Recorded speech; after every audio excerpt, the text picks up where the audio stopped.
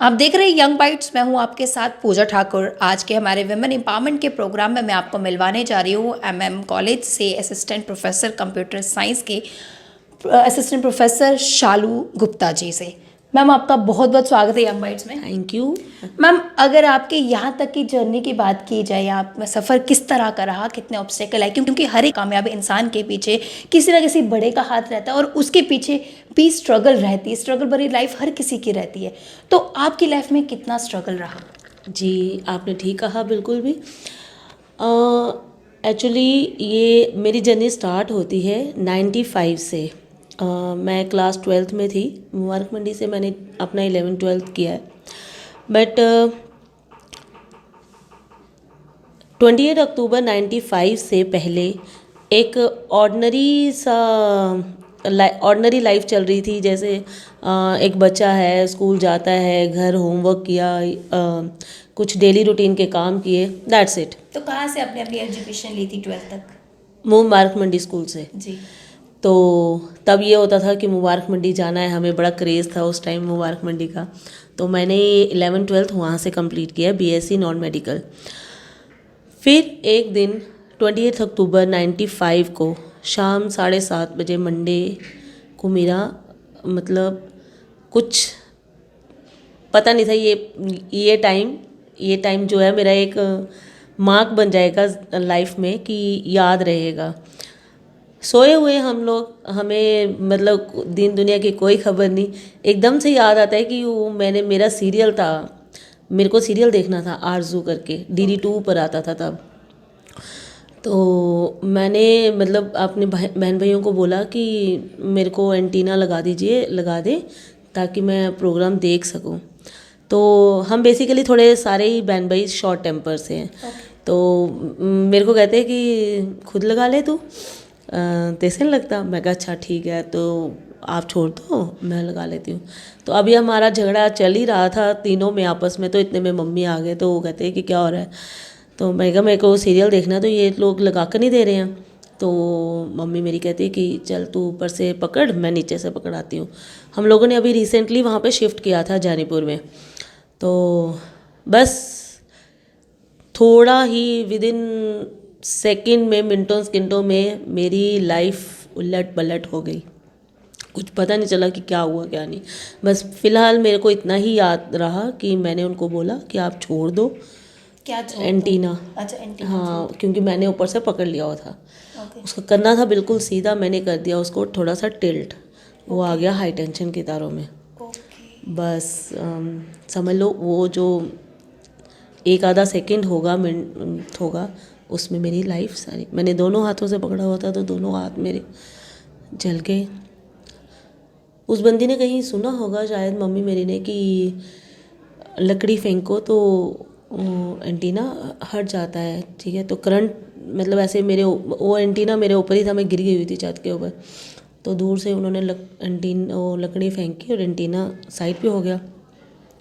तो मैं ऐसे ही लेटी हुई।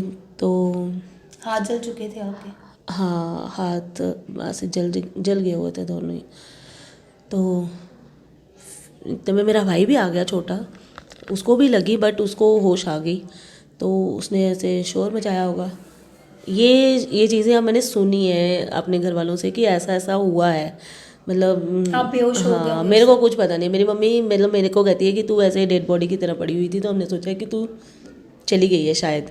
तो कहीं बीच में किसी एक टाइम पे मैंने शायद कुछ आवाज़ करी, तो साथ वाला आया नेबर, तो उसने वो सुना होगा। तो उसने मम्मी मेरी ने इनफैक्ट उसको बोला कि छोड़ दे इसको, ये ख़त्म है ये। तो उसने कहा नहीं आंटी है, अभी आवाज़ कर रही है। बस उन्होंने मतलब हम कहते हैं कि रिलेटिव लेट पहुंचते हैं। पहले हमारा जो फर्स्ट फ्रेंड है वो नेबर ही होता है। बिल्कुल। आज मैं हूँ तो शायद उसी की वजह से। तो उसने मेरे को मतलब लड़कों ने मेरे को हॉस्पिटल ऑटो में डाला और हॉस्पिटल शिफ्ट किया।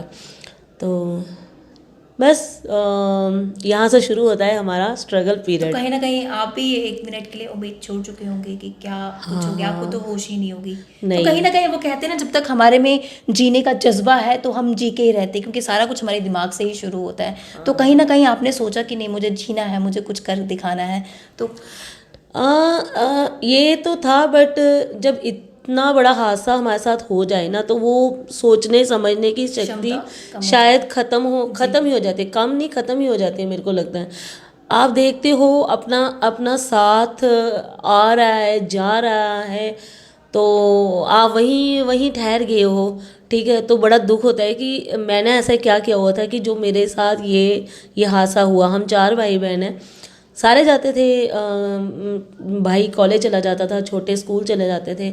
मेरा फ्रेंड सर्कल जो नियर डियर थे, तो वो आते थे जाते थे, मतलब मेरे को अच्छा भी नहीं लगता था, मगर फिर भी बंदा क्या करे, किस्मत के आगे जोर नहीं है किसी का। जी। तो बस ऐसे ही मेरी रूटीन चलनी। तो कितनी देर तक आप बेड रेस्ट पे रहे?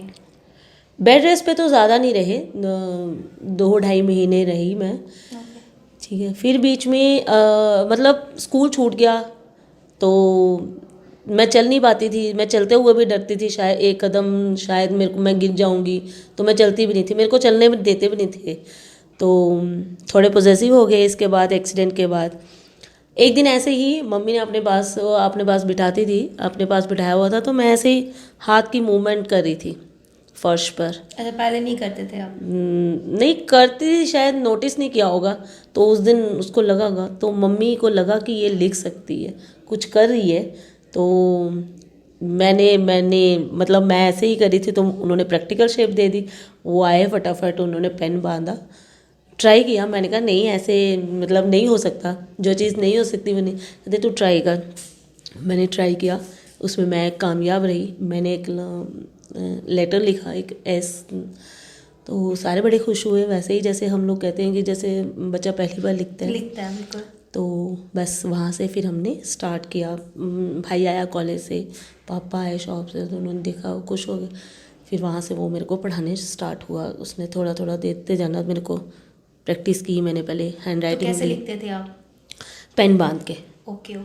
पेन बांध के लिखती हूँ, आज भी अगर मैंने कोई एग्ज़ाम देना हो तो पेन बांध के ही करती हूँ।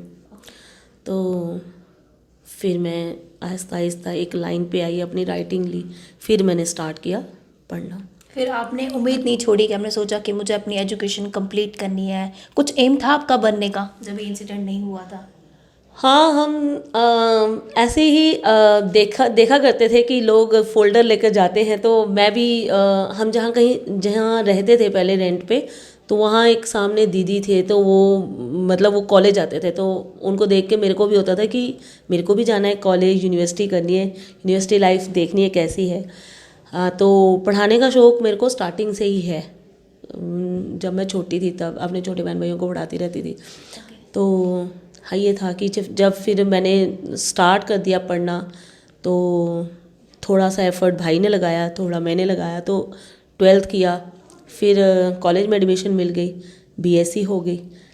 तो ऐसे ही फिर मैं एक दिन अपने टीचर से मिलने गई, चंद्रशेखर सर से, मैथ्स के मेरे टीचर रह चुके हैं वो। उससे पूछा, सर अब क्या करना चाहिए, अब मेरा एग्ज़ाम कल ख़त्म हो जाएगा फाइनल ईयर का, तो अब क्या करना है? तो उन्होंने कहा कि हाँ, उन्होंने कहा एमसीए का फॉर्म निकले हैं, तू भर दे।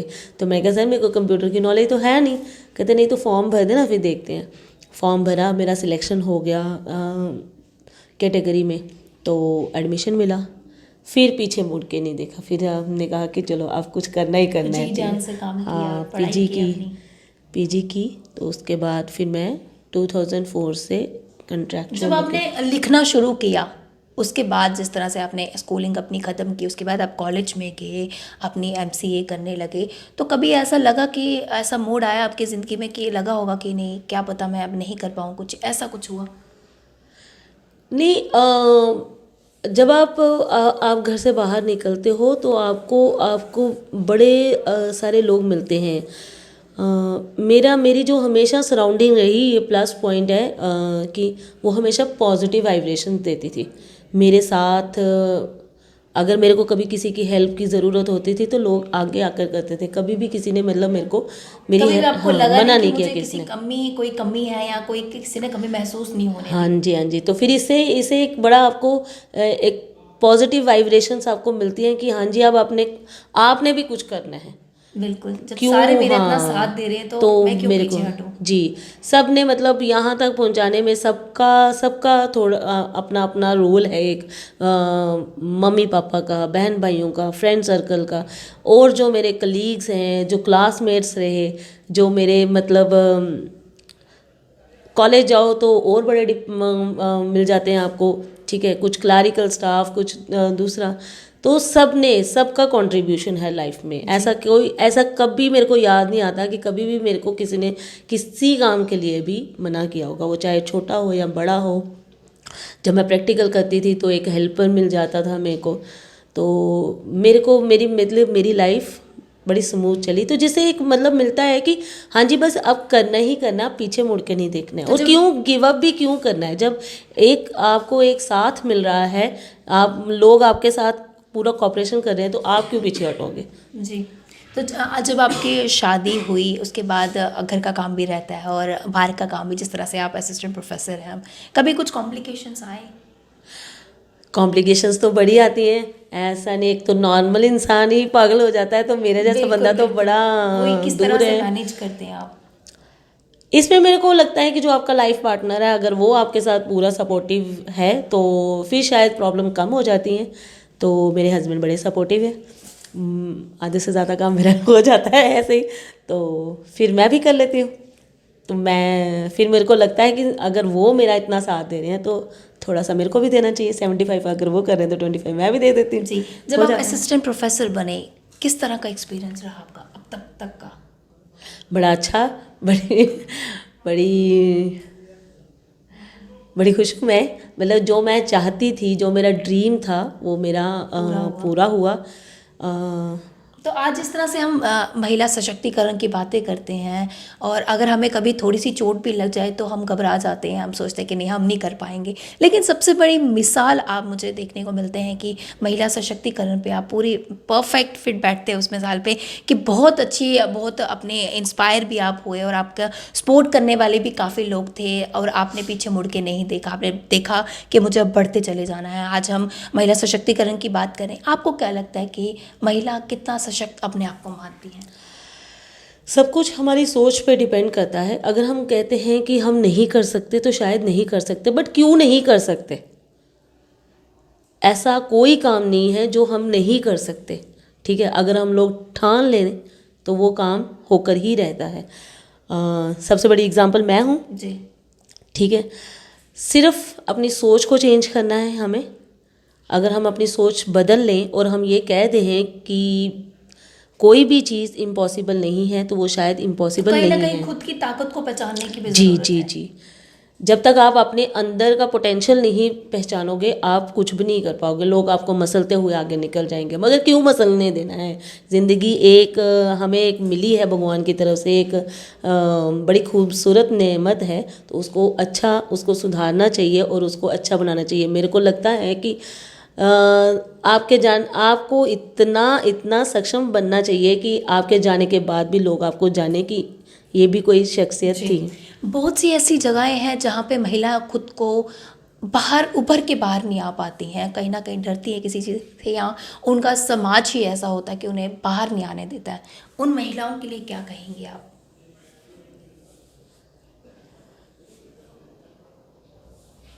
अगर हम मैं बस यही मैसेज दूंगी, जो मेरा लाइफ का एक्सपीरियंस कहता है कि अगर हम ठान लें तो कोई भी हमें हाथ नहीं लगा सकता, ठीक है। किसी की इतनी मजाल ही नहीं है कि कोई हमें हाथ लगा दे। तो उस चीज़ को हम लोगों को फाइट करनी चाहिए बस। जी, कभी ठीक हार है नहीं माननी ना, चाहिए। कभी भी। आपके लिए, हमारे माध्यम से जो भी दर्शक देख रहे हैं, खासकर आज के जो यंगस्टर्स हैं, उन सभी के लिए आप क्या कहना चाहेंगे? कामयाबी का क्या मंत्र है? उन सभी के लिए क्या देना चाहेंगे? समय का सही सदुपयोग करना चाहिए, क्योंकि समय बीत गया तो कुछ भी मिलता नहीं है वापस, ठीक है। जो पल बीत गया वो बीत गया, इसलिए आप अपने समय को पहचानो, ठीक है। और कभी भी ये मत सोचो कि मैं उससे कम हूँ। वो हो सकता है जो सामने वाला है वो आपको देख रहा हो और हम उसको देखकर अपना गिव अप कर देते हैं, ठीक है। जी, हमारे माध्यम से जितने भी महिला देख रहे हैं, जिस तरह से हमारा महिला सशक्तिकरण का प्रोग्राम है, सभी महिलाओं के लिए क्या संदेश देना चाहेंगे? मेरा संदेश तो यही है कि हमें कभी भी पीछे नहीं हटना चाहिए, चाहे महिला हो या पुरुष हो, जब छोटा बच्चा हो, हमेशा जो भी काम करो उसको पूरी ईमानदारी से लो और पूरी ईमानदारी से करो। उसमें देखो कि आपके पीछे इस काम को करने से कितने लोगों को खुशी मिलती है, उसको पहचानो। ठीक है, आप खुद ब खुद सफलता के पथ पे चलोगे। जी, बहुत बहुत धन्यवाद मैम हमारे साथ जुड़ने के लिए, कीमती वक्त देने के लिए, बहुत सारा अपना एक्सपीरियंस जो आपने हमारे सभी व्यूअर्स के साथ कहा उनको शेयर करने। Thank you ma'am, thank you so much. तो आज के हमारे वुमेन एम्पावरमेंट के प्रोग्राम में हमारे साथ जुड़े थे शालू गुप्ता जी। तो काफ़ी अच्छा मैसेज उन्होंने सभी यंगस्टर्स के लिए दिया, सभी महिलाओं के लिए दिया और कहा कि कभी हमें हार नहीं माननी चाहिए, चाहे कोई भी सिचुएशंस आपके सामने क्यों ना खड़ी हो जाए। अगर हमने ठान लिया है कि हम आगे बढ़ के रहेंगे, उस कामयाबी को हासिल करके रहेंगे, तो आपको कोई भी ताकत नहीं हरा सकती। अगले हफ्ते फिर नई शख्सियत से आपको रूबरू करवाऊंगी। तब तक के लिए आप देखते रहिए यंग बाइट्स। वीडियो जर्नलिस्ट अभिषेक बड़ू के साथ मैं पूजा ठाकुर, यंग बाइट्स जम्मू।